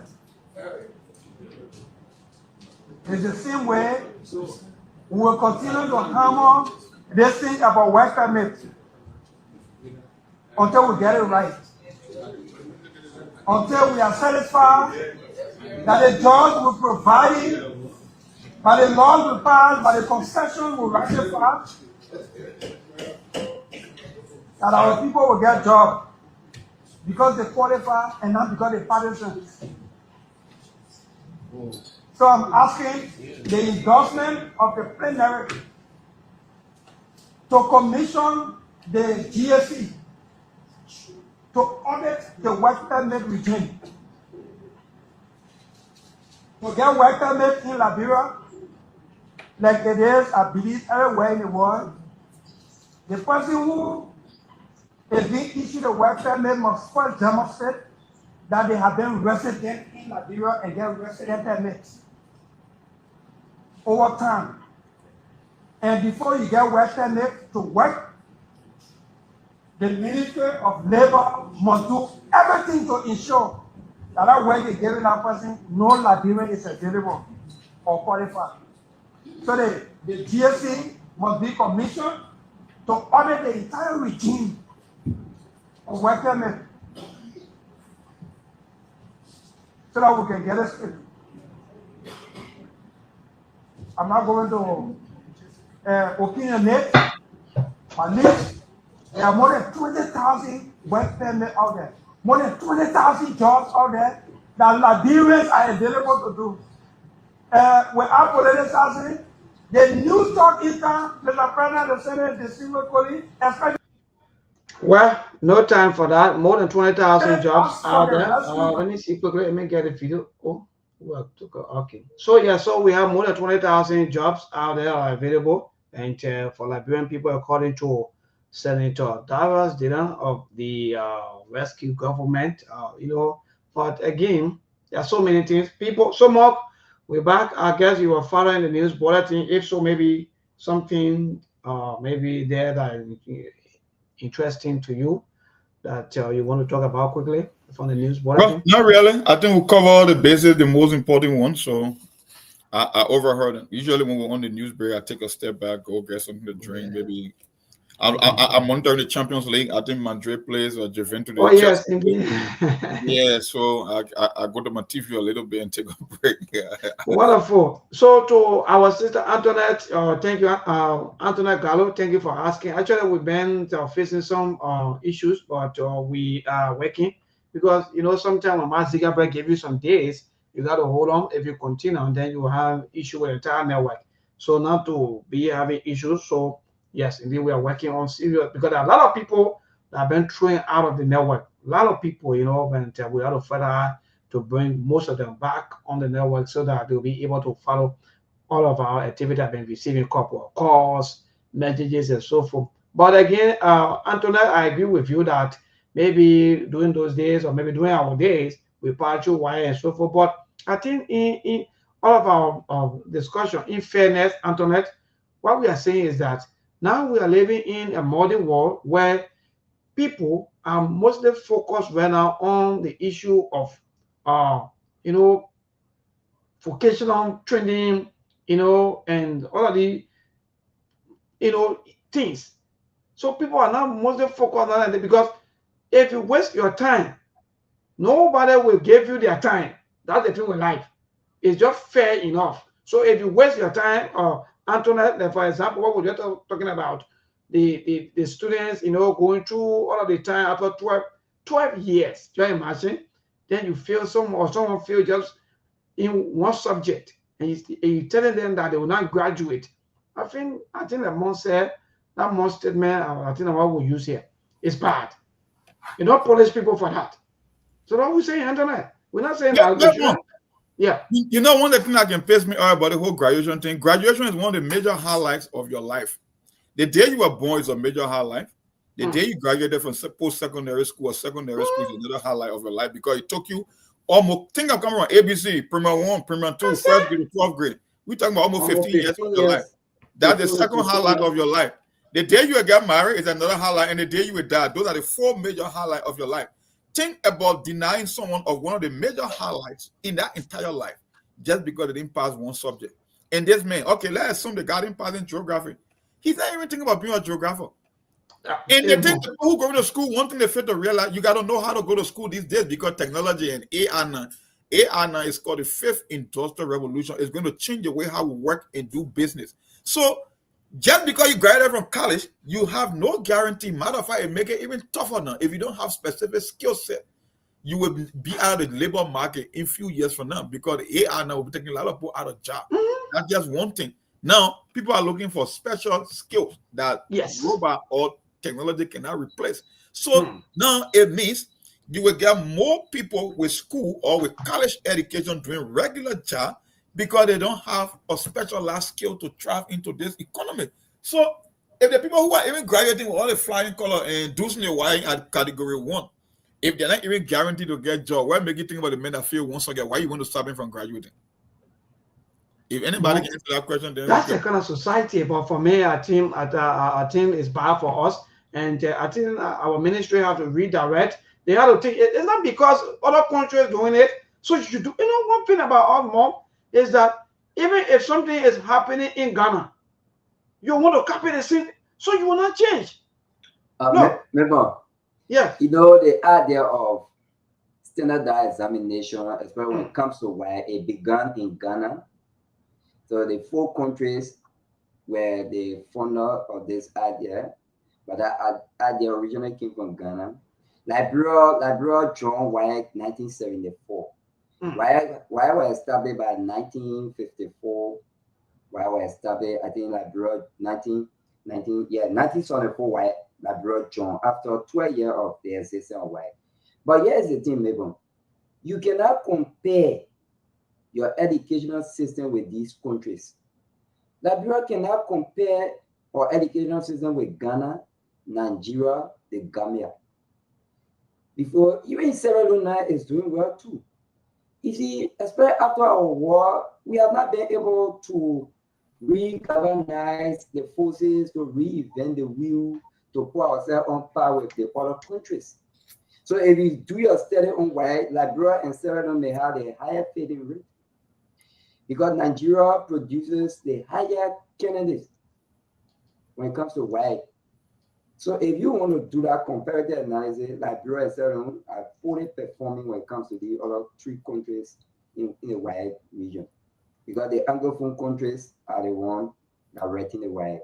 So how can you compare yourself with the Ghanaian school system? How can you compare yourself with the Nigerian school system? These systems, they are going far. You stay behind. You know that Nigeria is even doing technical and vocational skill when they say tests. Yeah, they write both technical and vocational skill tests. Liberia is not doing that because Liberia has no capacity to do that. The MVTC, if MVTC has the skill, the full capacity, she should have been doing well in the vocational or technical areas. But up to now, we are not doing that because we don't have the capacity. So it's good to compare yourself with other people, but if you do not match the people, then you cannot compare yourself with them. So, like, I think Sierra Leone, you have to pass English. I think Sierra Leone is not considering math, but Ghana, Nigeria, the Gambia, you have to pass math, English, which is a fast subject before you graduate. If you do not pass, but let's go back to what Monk just said about the job or the climate or the workforce and so forth, how you may call it, right? Yeah. If you go back to this, if you go back to the 2025 report of the U.S. State Department report, they talk about basic vocational and computer skills. Maybe in math. I don't want to go do accounting. I'm not forced to go do accounting also. Even if I fail at that moment, in math at that moment, that means that I will not be able to understand or maybe to do math again. Is that what the school is telling me that? So because I fail or maybe I fail, yeah. This is how WIAC operates. The 5 countries that are doing the WIAC test, you must pass math and English to be able to matriculate at a university or college. So, but for me, I think it's not fair enough for other students who may not have mathematical skills, but who may have other skills. Because, for instance, if I write the test and then I fail math, does that mean that I'm a dull person? No.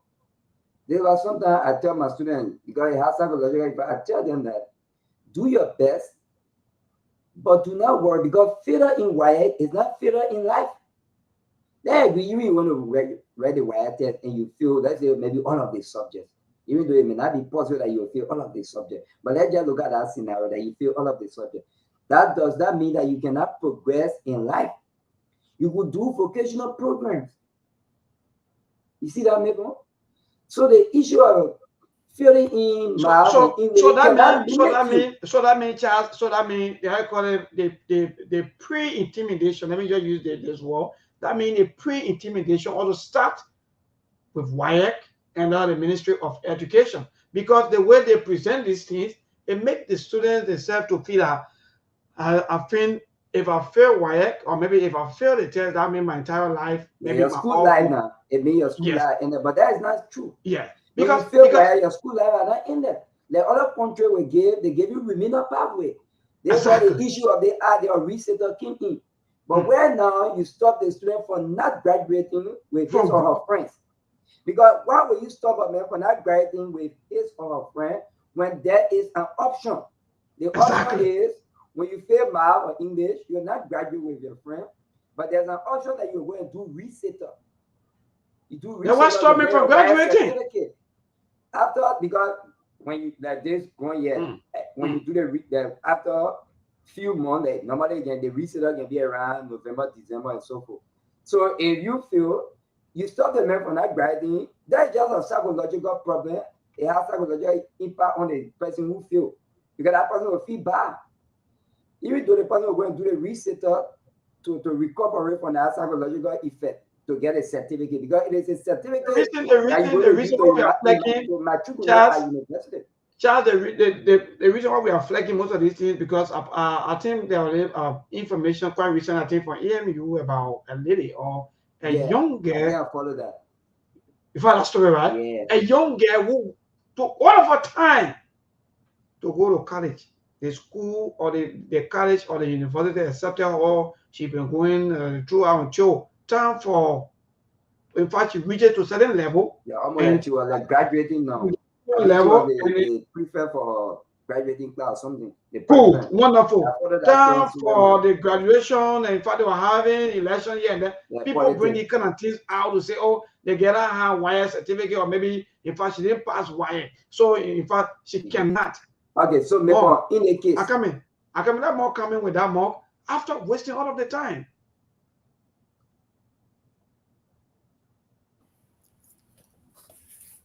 Hello? Yeah, more quickly before you come into that, I want you to answer. I think our brother, I don't know what is man or woman, Moses. I think good day. Is that good day as Moses? So, WIAC in school or in the school are two different things. I hope that you get about more. Answer my person question. The person asking me first of all, maybe what is graduation?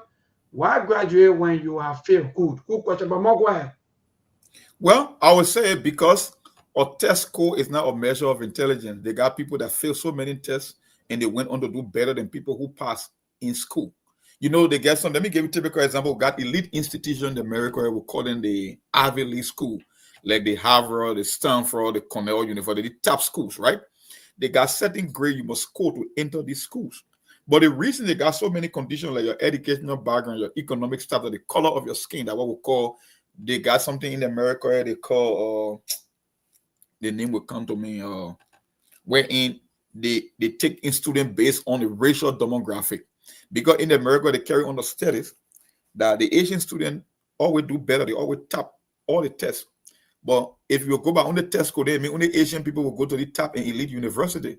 So they give other condition because they know not everybody will do well on they get something they call SAT, Scholastic Aptitude Test, where you must make 1,400 to 1,600 points in certain subjects before you can be able to enter the elite university.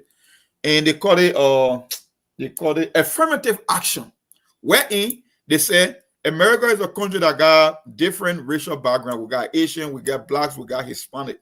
On the aptitude test, it is proven that the Asian students dominate. Next students white.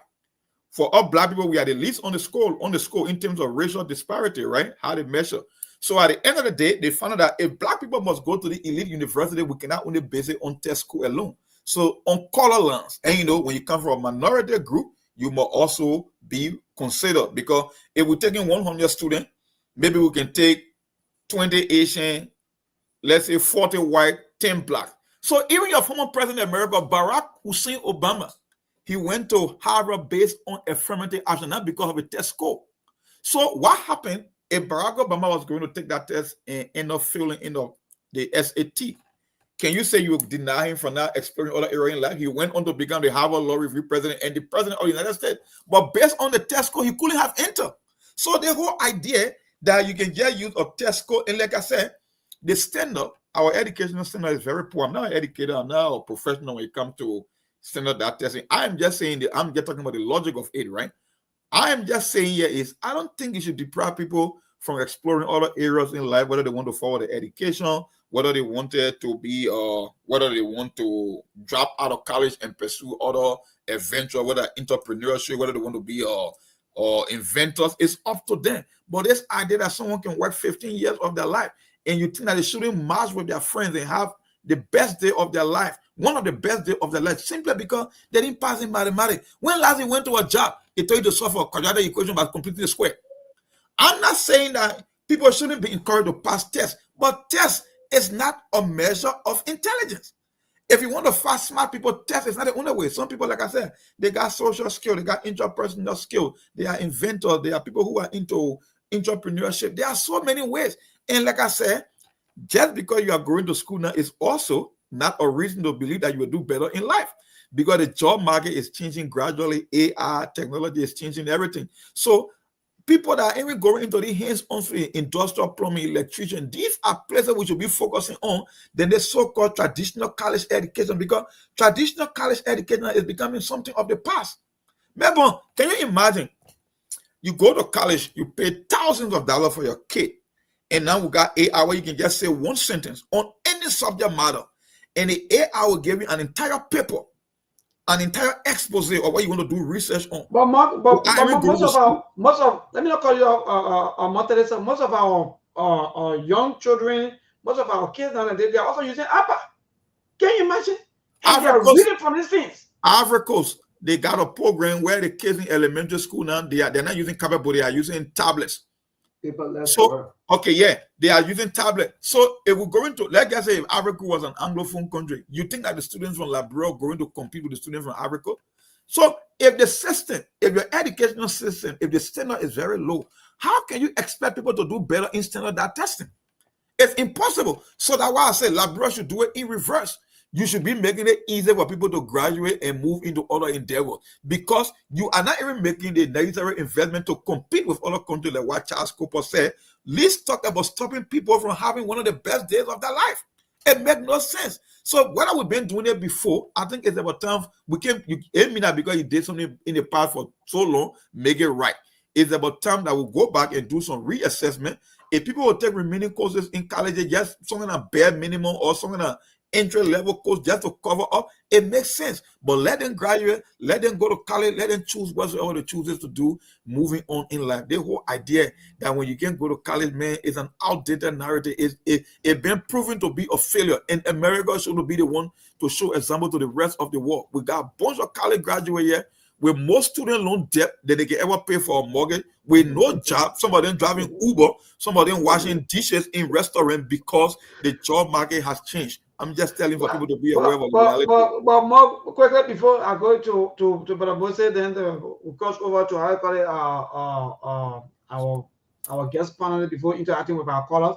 You know, one time I in one keke, you know, and the other guy, He's a RN, registered nurse.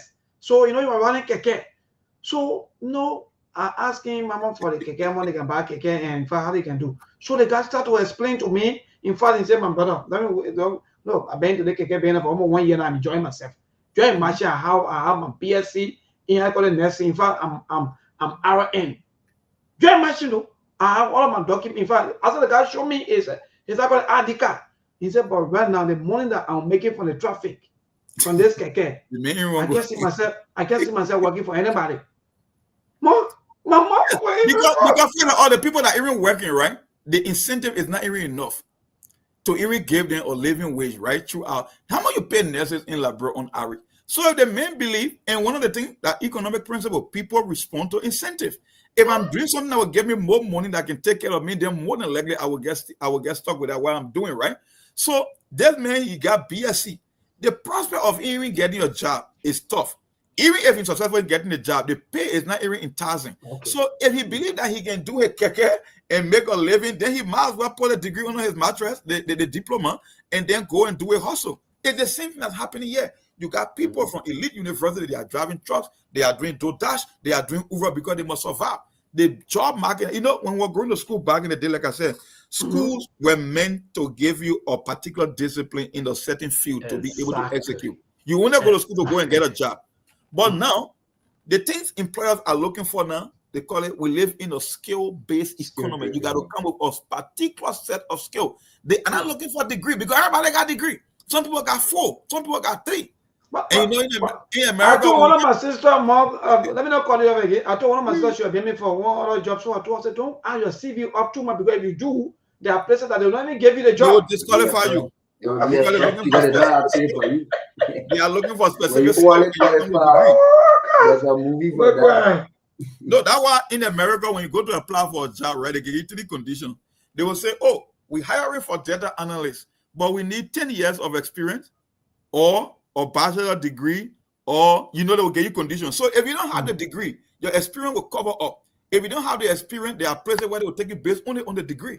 But like I said, over time, the thing that supply and demand, the more people that keep graduating from college, the less of a college student people will need. So jobs and companies, in as much as they might require a degree, they are looking for a specific kind of a skill that you'll be able to execute that job on a day-to-day basis. They are not focusing only on degrees. So if you are out there and you stay into this idea that you need masters or PhD before you can get a job or make a living, you are living in a whole different universe. Look for marketable skills. Even if you get a late bachelor degree, it will take you a long way than getting double master with no skills and nothing to back on that piece of paper, because a degree is nothing but a piece of paper. And some companies, they are not even considering certificate. Yeah. Well, Charlie, anything quickly before go to the line? Why you just read there? I think there's a movie about similar thing you just talk about when you overly qualify. I think the analytical professor, the guy was overly qualified. Everywhere he applies, nobody wants to take him because even a boss man, he's more qualified than a boss. So he has to go back to the classroom to get back to society. So sometimes when you overly qualify, especially for certain like, bro, but then you have the money to pay you. So people may be afraid of you, employ you. So, we are living in a skill-driven world. Sometimes because more you're chipping also on that quickly before go to the line. Sometimes it's not that you are over plus qualified, but it's just about the misplace of your CV. Look, it's just that maybe we don't have also a time to even educate people about some of these things. There are a lot of people they don't even understand how to even apply for a job, what to do, what not to do, all of these things. Most of our people, they lack. Look, most of our people, they just moving. They just moving with everything in that month. Most of our people today, they move in with every. Where in this world somebody is requesting for maybe for some kind of maybe diploma or maybe BSc into certain things, they carry PhD. More. You ain't qualified to the manager that doing the hiring. The first reason you'll be disqualified because the main wants for someone to come with more academic credentials than him. I'm not saying the reason people will go do PhD and think the whole idea behind PhD is to do research and to maybe become a professor. It's not for the regular everyday job market. Most people get looking for certain years of experience in the particular area. They're looking for certain skill set, maybe bachelor minimum. So if you can get a master degree, then you're looking at for managerial level, people into the business and finance area. I would say you can do that. But those people, the reason they'll go and get a degree because they already got a job. And you know, they only want to advance themselves to put yourself up the ladder. But for you, a hustler out there, you don't necessarily need those things. Just get your bare minimum, look for experience. Even if they pay you less, get your feet wet, get a job, get some hands-on experience, and people will still take you. But this whole idea that you need a double master or PhD, no. Those degrees are not only for the labor market. It's for people who want to move into managerial position that already got a hands-on experience that want to move a step forward. Those are the people those degrees are for, not for you, the regular guy. So to my man who yes, a motorbike driver like I bachelor degree, maybe he can be taking blood pressure on his bicycle, maybe. Oh yes, the man can no more air. Look, the guy gave me hope that day. Let me be fair, mom. That guy, he lectured me because I was telling you to my own experience with motorcyclists and so forth. So he said, my dear brother, right now myself, I be my own keke. In fact, I can't work for anybody anymore because even if you want to pay me 200, the man was telling me, say my brother, even if the hospital want to pay me 200, it's not small to me because every day I make almost 8,000, 9,000 $9,000 or something 10,000. I mean, even work for I call it 200 for whole month. No, so you see that. So you see life, right? So again, I move people 0770. Please stop failing, or in fact, stop stopping our children from graduating. If you want to put up another system that will help, I think you can do it. Then to cause emotional stress for the young children who already been struggling for ever so long. Hello, today's caller. Good evening. Good evening, people and the panelists on the show. I'm Abby Johnson calling for Tuvo Station number 4, Mosuraro. Yes, you see, if you just talk on something that my friend in the States is a food for. When you hear how in Liberia, he used to tell me, say, Abby, people just create that school working to control people. But when we check, most of the rich people in the world, they are not that too much qualified like that. He went to Harrison Ford. He went to other people. He said to guys, they ain't fought for degree. Some of them, they just go to a high school, maybe. Some of them go from completely high school. Some of them, they are out of high school. But they are all rich people in the world that people get compete with easily. So the job market is to be an entrepreneur, to be able to create your own business, and you be able to control your own finance. But people not understanding, they feel that you need to get a PhD for you to be able to live better life. You said no. Those are all things to control people, so certain people can control the finance in the world. Thank you. Yeah, thank you. With sometimes you can have maybe 4 to 5 children in a family. They have no mechanic, nobody that will even do you'll be looking for other people to go to mechanic work. What kind of life is this? But keep a calls coming. Yeah, keep a calls coming 0770 203125. That is the number for you to call. You have so many boy children, you don't even have electrician. Nobody. You got to be looking for people to go do your electrical work and here and there. He's sitting there, you think that is normal. Anyway, that's our country. That's the kind of society that we live. But let's take a few calls 0770 203125. The WhatsApp number is also beneath. You can also call in. We've been discussing. I know today is not too much politics, or because sometimes you like the politics now scale. But again, keep the calls coming 0770 203125. That's the number to call. So again, to our students, maybe we will stop from now graduating. Yes, bear it and find another way, out. But again, like most stated, as long as you will allow the children to do research, then allow them to graduate. Hello, today's caller. Good evening. Yeah, good evening. I'm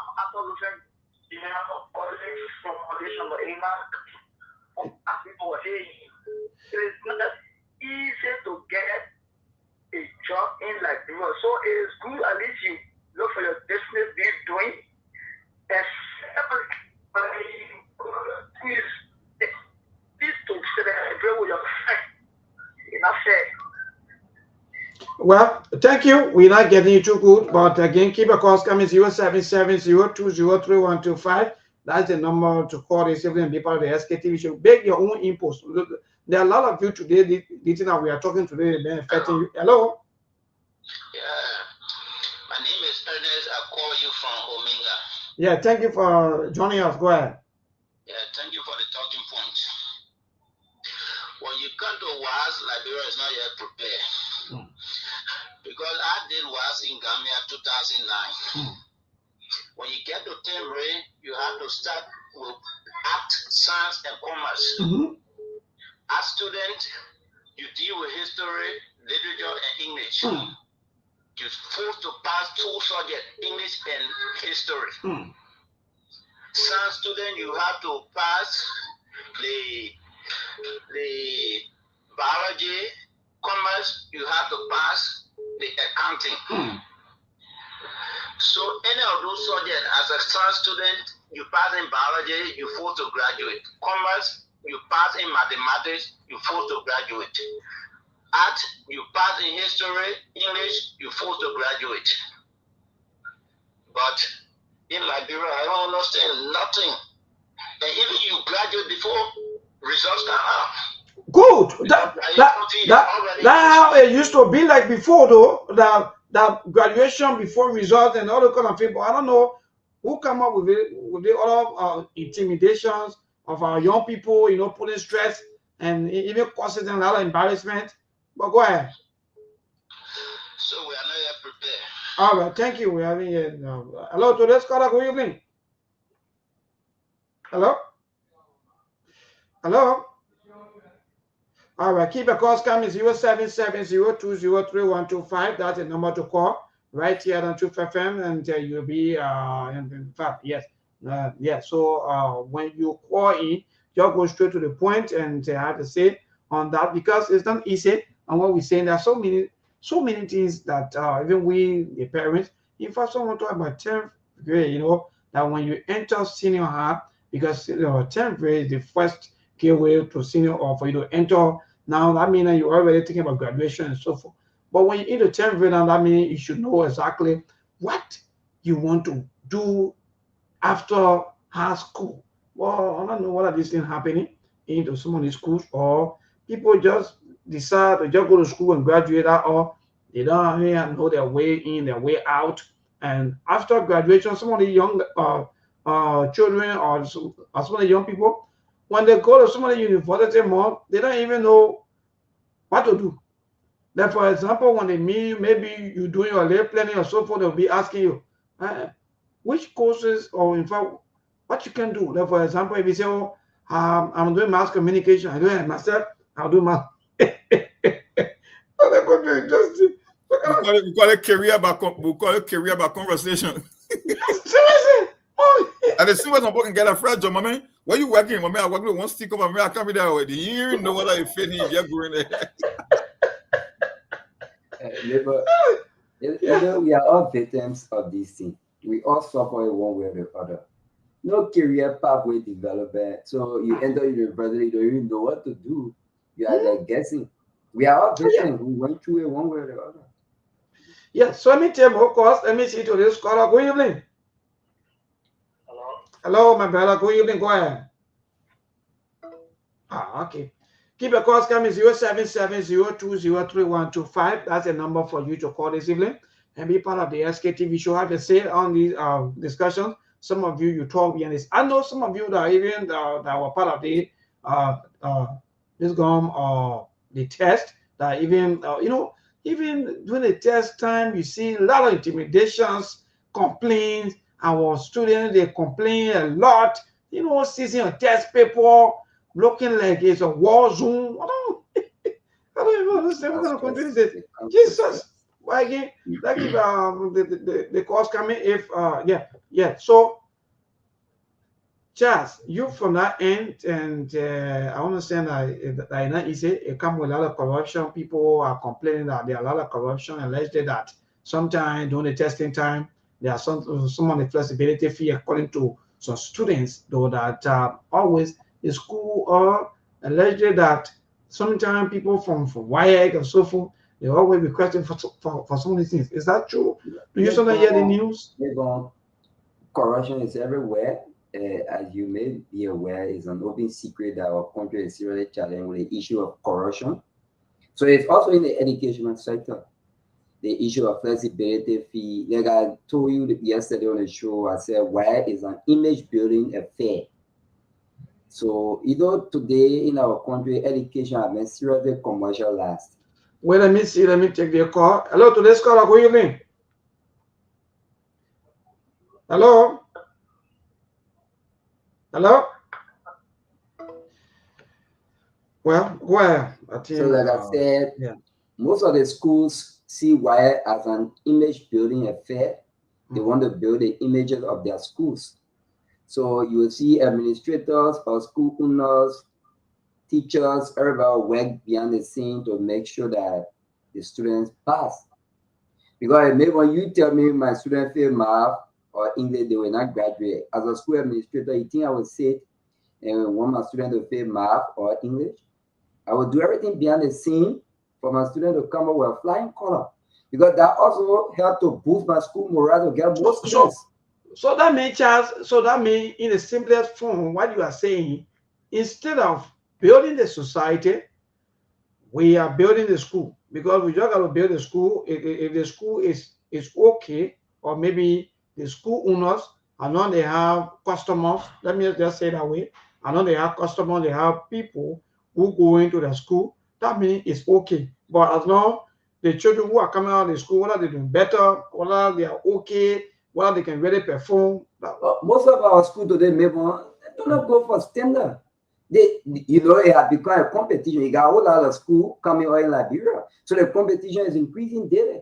Everyone wants students. Every school needs students. So for instance, if my school send the student for wire and they fail, I will get students the next year. I will not get students. Students will be going, or parents will want to send their kids to school that are doing well in wire. So wire is about image building. So when you hear about the issue of flexibility, the corrupt practices, academic malpractice, these are some of the issues. Because if my student pass, I get both of that. My school is one of the best performing schools in wire. That alone will bring me more students. So I will do it. I will go to the extreme to make my students to pass. Maybe is that about why you think these students are passing wire, but they can Mom, I guess you hearing some stuff. Forget about the call. Let me ask Charles, because he been in the arena, he know what's up, he know the ins and outs. Charles, let me ask you a question. We know one of the major problems in our school system is the idea that certain institutions will go any length to make sure that students pass on a higher rate, right? So we know some of them can go as far as outside the country to get the test, come, bring it to the country, answer those tests, and give it to the student to increase their passing rate.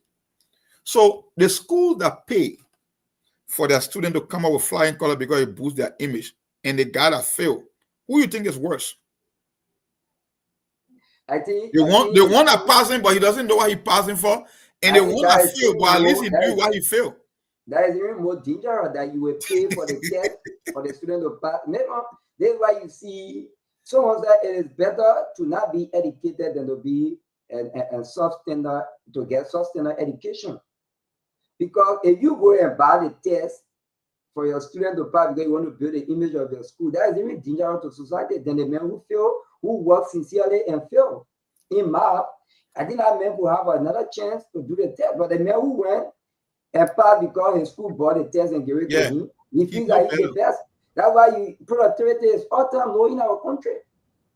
So this thing. So follow-up question to that, or Charles, quickly. But the Ministry of Education, I guess that they see all of these things, they watch these things, and in fact, the DU, the EU, all of the are they really active when it comes to this thing, or they just down and one and say, let's just move and let sleeping dog be? You are here. Monitoring and supervision is one of there are two great challenges within our system. It's not a secret. The issue of monitoring and supervision. I've been in the field for like 17 years now. Most of the DEOs and CEOs, when they come, they do not interact with teachers. They just enter the offices of the principals and they don't even ask you questions. How is the working environment? What's going on here? Sometimes you do surveillance, but they don't even do surveillance. As soon as they enter the office of the principal, they don't even talk to you as a teacher to know what's going on. Some of them do not even speak with the students. And when they enter the office, you know what happened behind the scene. Maybe you gave them transportation, or maybe you gave their envelope. And so now they are in good rapport with the school administrator. You think they're going to go beyond to find out what's going on. So these are things happening within our system. So although when you say you don't have evidence, but we know these are some of the things that are happening. So the issue of monitoring, supervision is a problem. It's a problem, maybe. The issue of wire is about image building, maybe. That's why you see schools will go at all lengths to measure their student pass because they want to boost the morale of their school to get in more students. So is that something that... Yeah, thank you, Charles. So more to you, because the question that you ask is a lot funny and a lot tricky, though, that someone who maybe set the test, try all of his best or all of her best, and maybe not pass because we don't know the passing mark. Maybe he's present score 50 or 60, and which of course they fail. Then they won, who alleged that maybe they were giving some of the answers, and they were maybe giving opportunity to score the passing mark. Mom, what kind of society are we building? It's just a bad behavior, it's a bad culture, and it makes no sense. That's why the solution is very simple. Because they got people who are passing and they don't know what they are passing for because the tests were bought. Then they got people who are failing. Yeah, they fail, but they know why they fail for or why they are failing because they have some limitation in a particular or discipline in certain subject. You got tons of subjects you are taking. You're not going to be proficient in every single subject. Like the guy who said in Gambia or wherever he went, where they base it on system. The best way is when the school years come to an end, let the kids graduate.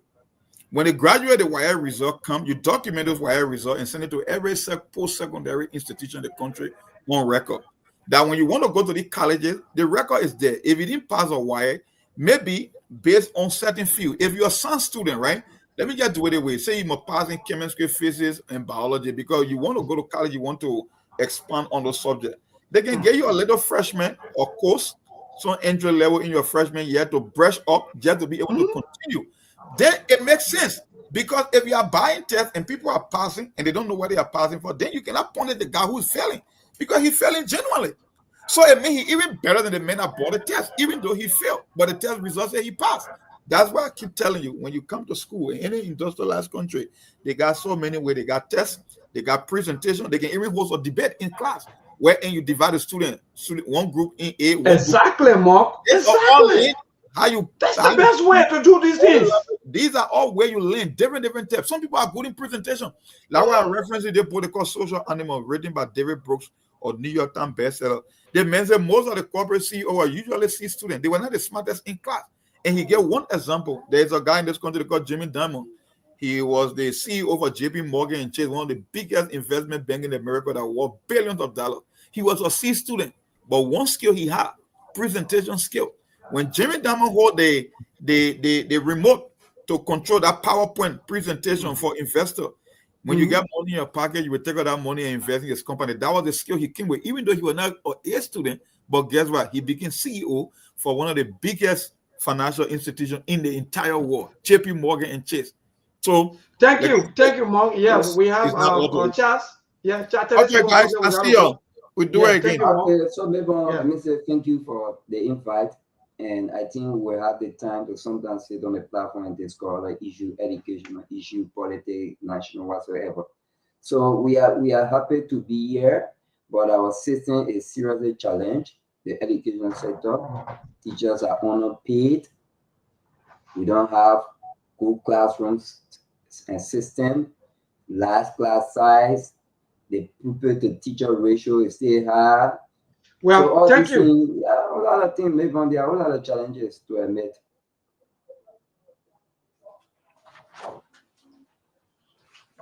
Charles Cooper, you just listen, folks. Thanks to all of you for following this broadcast, especially on this Wednesday today. We already delved into little politics, but most of our entire discussion today have to do with the educational setup, and we have at least a best presentation, discussions, and so forth. Thanks to all of you. Good night. We see you on tomorrow by the grace of the Almighty God. I'm John C. Mayborn Kula. There are things we can do. We bring in good news and we give it to you. We talking about podcasts and connecting people and culture from here and up out of the club. Following our people who willing to sell. The blessing that time and the effort are rest. The brothers giving us the end, the promise from them. The welcome my life without fear. I lyrical health. Master. Play body so make you I can't Sktv menyo. Say my journey, tina get I say my jamo. And you no money, the more I yo. And you love the more I Sktv, the best in Liberia. Sktv, the best in Africa. Sktv, the best in Mama Liberia. Must survive the lofa and grandbaza. And I dine ya to money, and I salia ya to money, and I wanna play ya to money, and I could do boy ya to money, and I dine ya to money, and I salia ya to money, and I wanna play ya to money, and I could do boy ya to money, and I don't get it now ya to money. That's the thing, and I don't get it now. Cause you work on my ya to money. Yeah. Sktv, the best in Liberia. Sktv, the best in Africa. Sktv, the best in Mama Liberia. Must survive the lofa and grandbaza. There are things we can do. We bring in good news and we give it to you. We talking about podcasts and connecting people and culture from here and up out of the club. Following our people who willing to sell. The flesh, the time and the efforts are rest. The broadcast we giving a real and the promise my best. To work with my life without fear. From Grandfather Nima to Lufa, from Riverside, River G to Chile, from Grand Crew, Bombing, Kidman, Montserrat, San to Bacalu, from Maryland, Bonk to the Mikey B. We the best in the land, yeah, LIB. We the best in the land, yeah, LIB. We the best in the land, yeah, LIB. Sktv, the best in Liberia. Sktv, the best in Africa.